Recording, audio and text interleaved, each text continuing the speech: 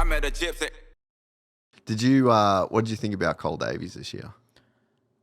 Surprised me a lot. I did hear like really early in the off season that he was the fastest guy at the start track. And just like I heard they knew that I was going fast at the test track really early on. I feel like that gets around pretty quick. So it was like I had heard really, really early that he was going to race West and he was the fastest guy at the test track. I heard that like long time ago. So I was like, oh yeah, like, but he was fast when he was riding at our track when he was on a gas.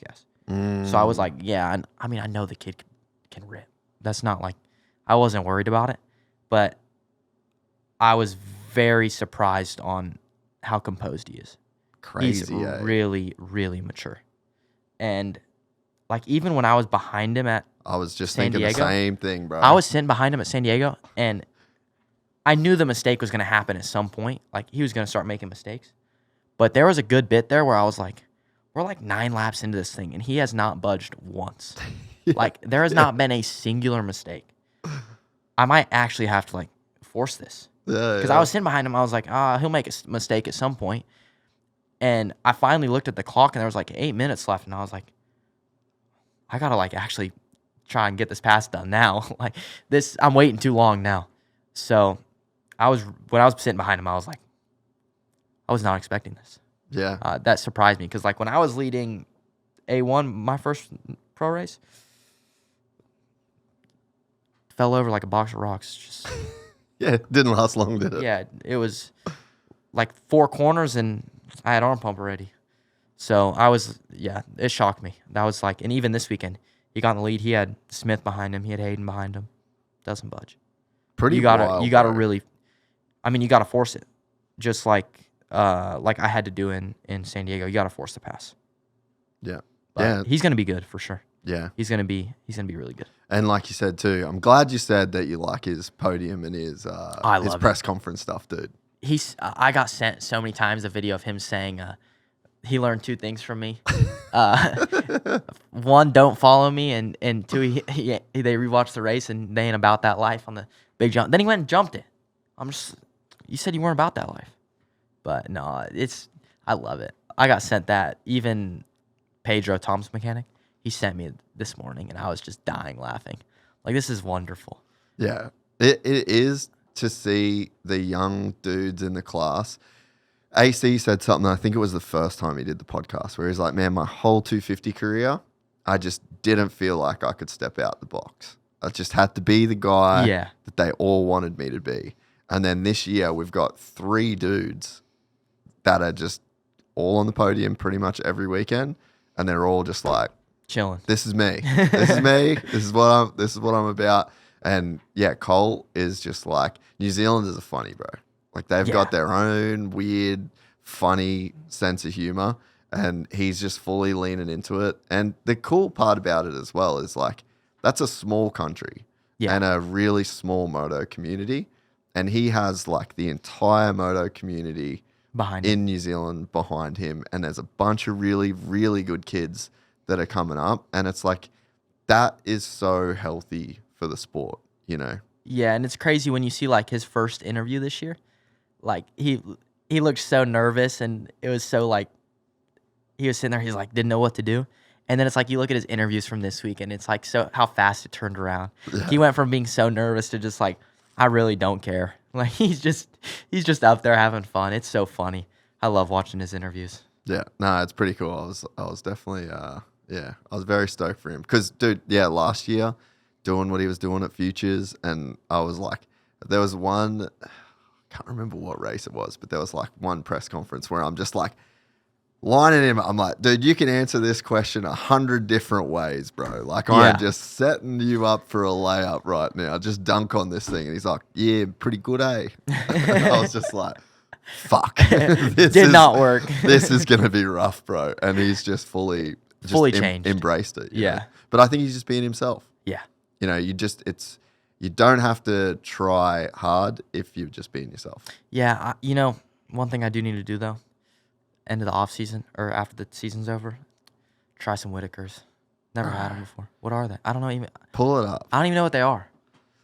We've got everyone talking about Whitakers, bro. Yeah, I know, and I All right, let's pull it up. no idea what they are. It's like straight up chocolate. It's just a block of chocolate, bro. But it is. So it's like this shit. I'm just a straight milk, like cream. Yeah. Milk guy. So is it better? It's better than Hershey's, right? Brother. Because That's disrespectful. It's better than Hershey's, right? Bro. So it is.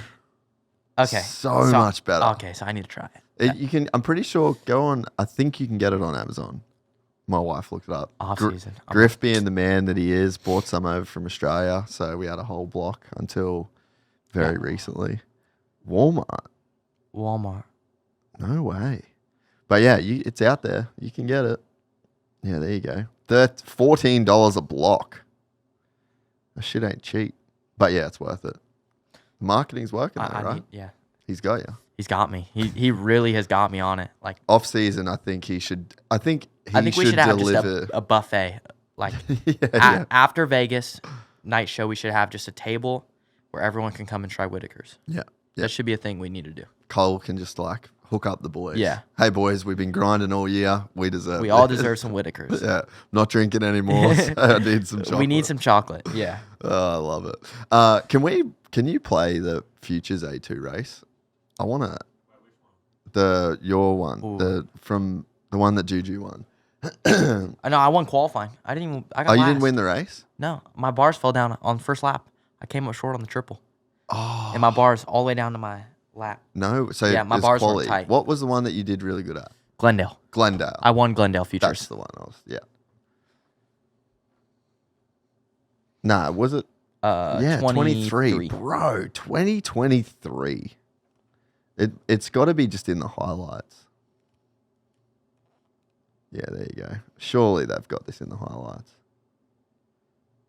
Maybe they don't put it in there. No, they have to. They did it this weekend. Did they? That's race number 1, right? What race is this? We're after race number 2. Yeah, we're after this one. Tell me they do it. Is this 450 only? Yeah, it looks like it. That's a bit of a... I'm sure... Yeah, go on Peacock and watch it if you want. Because, DB was saying that it was the last race that he commented. Yeah, that was the last race he was a commentator at, I think. Yeah. So, I'm pretty sure we did. Anyway, Griff will find it. And I think that's also another thing. Like, so Pedro, he's Tom's mechanic. He was my mechanic that weekend. But even like we had a day this offseason. He's won championships with Jeremy Martin, Tom, obviously. He's won championships with the best guys there is. And there was a day this offseason where my mechanic was out of town and he was doing something. So Pedro was my mechanic. And I had a couple motos that day. It was middle of boot camp, I believe. I had a couple motos, whatever, and I rode really good that day. And he came up to me, I pulled off after the moto, and he was like, I've worked with a lot of guys, and I've seen a lot of champions. You can win this championship. And that was like, coming from him, that was like I have what it takes. I just need to do it. I need to prove it. And I feel like that's my biggest thought, I guess, is just I had to come into the season and prove that I belong here. If you enjoyed this content, please like and subscribe. And to listen to the full 3-hour podcast, search Gypsy Tales in your favorite podcast platform or click the link in the description below. Gypsy Gang.